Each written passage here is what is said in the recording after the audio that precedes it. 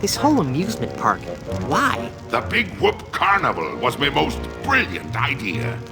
Once I had the power of Big Whoop at my command, I could make Elaine mine at last. I see. But again, why an amusement park? I'll be getting to that. I knew Elaine would need a little coaxing, and that I'd be needing an army. A horrible army of the undead. Okay, but why an amusement park? Are you going to let me finish? I'm not talking just to hear myself talk, you know.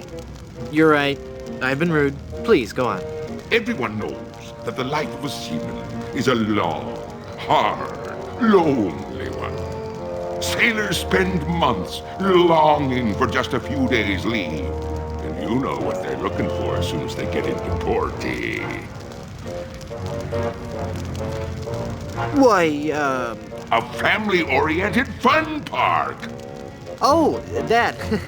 Of course.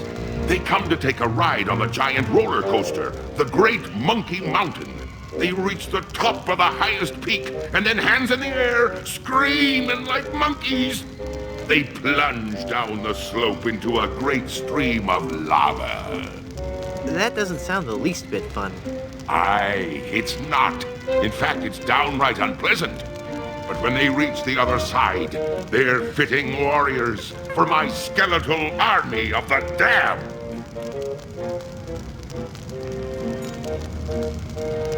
How did you find Big Whoop?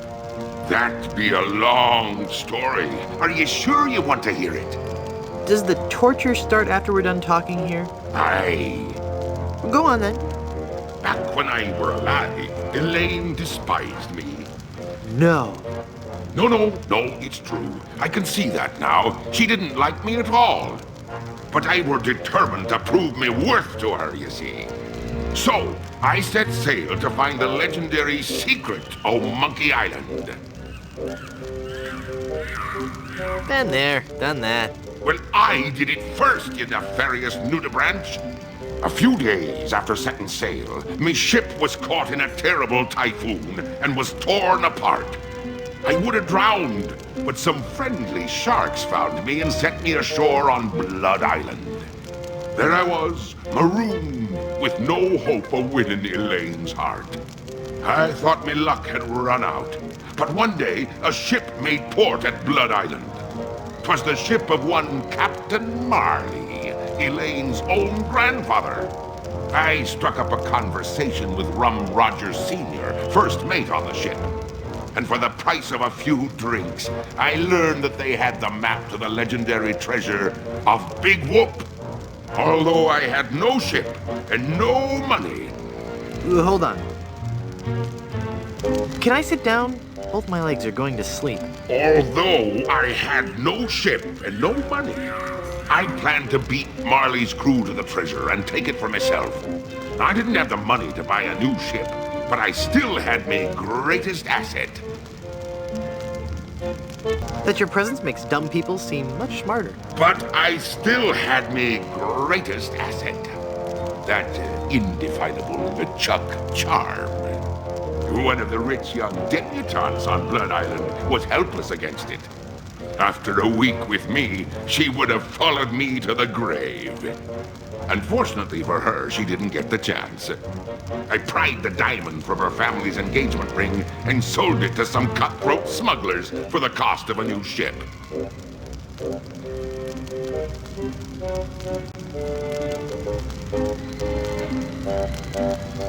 You scum! I've been called worse. With me new ship, I easily overtook Marley's crew and beat them to Big Whoop, which just so happened to be here on Monkey Island.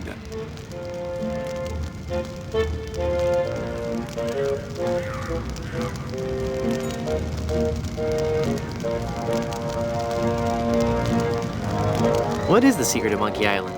The secret of Monkey Island. I could tell you, but I'd rather make you guess.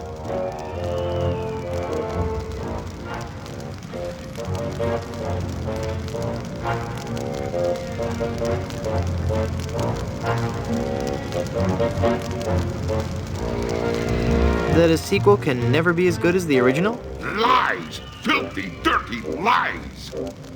No, it goes much deeper than that. It's an ancient secret, closely guarded by the natives and pirates who happen to... You don't even know the secret of Monkey Island, do you? No, not really. All right then. What happened to Captain Marley and his crew? Their ship arrived at Monkey Island a half hour after mine. But they were too late to stop me from claiming me prize. And they watched me pass through the portal of Big Whoop. Craven cowards that they were, the power of what they saw overwhelmed them. They fled the island in terror. Marley tore his treasure map into 4 pieces and gathered his crew around him. There was Rum Roger Sr., the first mate, Rapscallion, the cook, and young Lindy, the cabin boy. Marley gave each a piece of the map, keeping one for himself. They promised to guard those map pieces with their lives. I saw to it that they kept their promise. They were the only people alive to know about Big Whoop.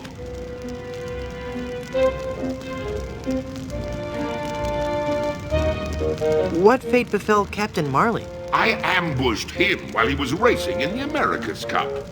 I boarded his ship and decided to let him determine his own fate.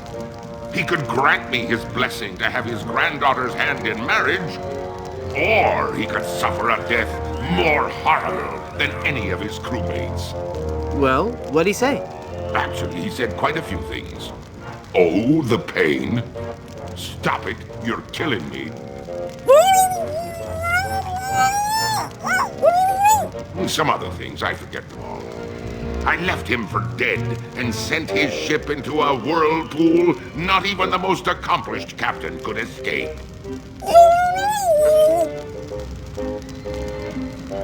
What happened to Rum Rogers Sr.? He was taking a bath in his cabin near Fat Island, drinking rum and eating toast, as he always did while bathing, when the toaster mysteriously fell into the tub with him. Shocking.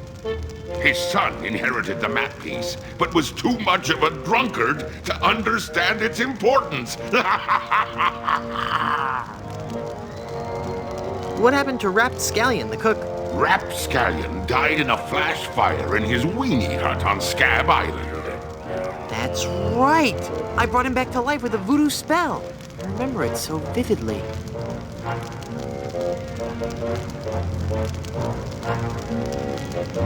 Guybrush?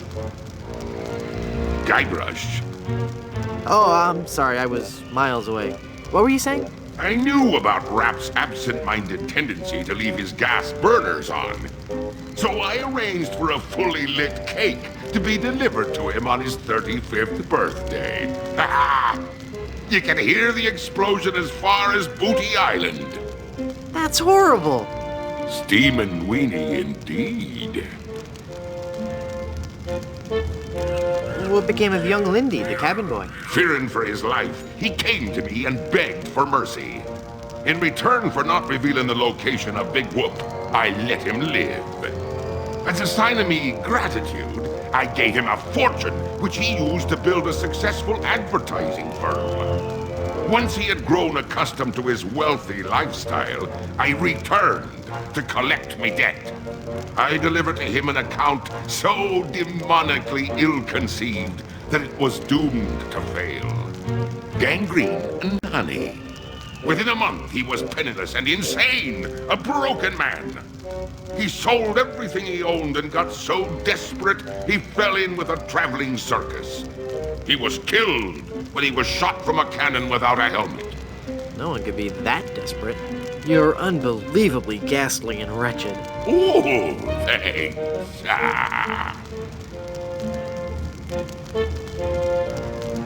I'm still confused about the carnival. Then ask me. As designer and founder, I can answer all your questions. How did you build an amusement park on a deserted island? The process begins with a winning design team. I scoured the Caribbean, looking for the best and brightest artists, engineers, and creative people. After a lengthy period of intensive recruitment, intimidation, and murder, I had my team at work, slashing and burning acres of old-growth timberland on Monkey and Dinky Islands. That must have been back-breaking work. Aye, that it was. Fortunately, hundreds of men were lost to malaria, wild animals, or construction accidents. What kind of attractions do you have? Here at Big Whoop, we pride ourselves on the variety and authenticity of our attractions. We be using a magical blend of art, technology, and indentured servitude that we like to call Dynamo Monk Electrics. Frighteningly realistic skins and other body parts are attached to a framework of gears, servos, and pulleys, all constructed from a remarkably lightweight composite material. Fascinating.